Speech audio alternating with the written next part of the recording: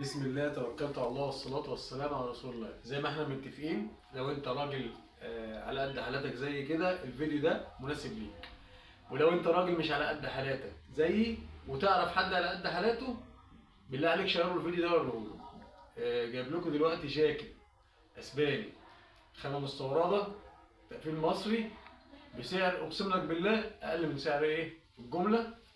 خامة عالية جدا، تمام. مصنع معروف اسمه مصنع جاكو، ماشي.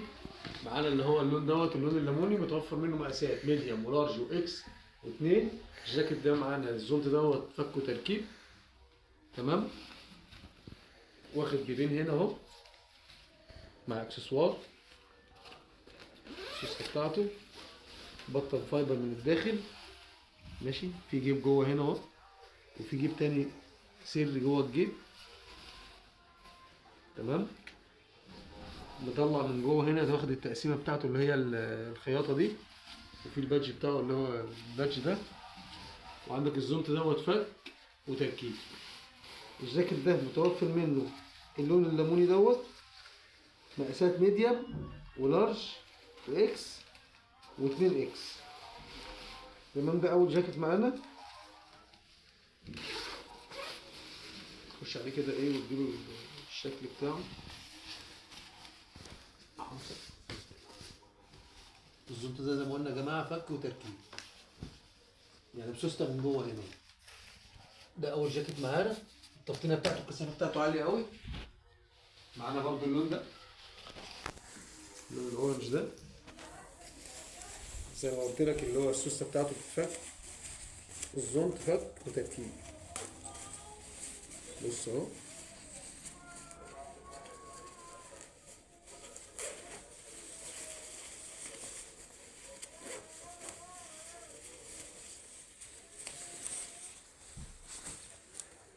دي لقطه برضه هنا، وده الزونت بتاعه، ماشي. ومعانا برضه اللون ده، ده اخر لون. متوفر منه مقاسات ميديوم ولارج واكس واثنين. وانا بعتذر للناس اللي بتتصل بيا، معلش انا اوقات بنزل الفيديو مثلا ممكن تقول لي، لان دي تصفيات معايا، ممكن تقول لي انا عايز من دوت ويكون اتباع. المهم الجاكيت دوت معانا بكام بفضل الله؟ خش عليه هارون كده.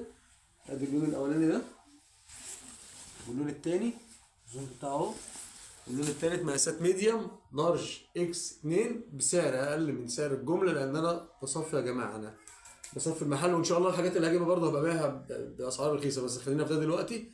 الجاكيت ده ب 300 جنيه بس، جاكيت اسباني 012، خامه مستورده، تقفيل مصري، زونت فك وتركيب، جيب من جوه، الحاجات دي كلها ب 300 جنيه، والتوصيل مجانا لاي مكان داخل الحومديه مقابل 10 جنيه بس حال استلام الاوردر. انت الجاكيت بيروح لك.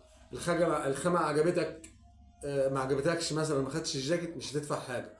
طلع مش مقاسك، مش هتدفع حاجه. انت بتدفع ال 10 جنيه حال استلام الاوردر بس.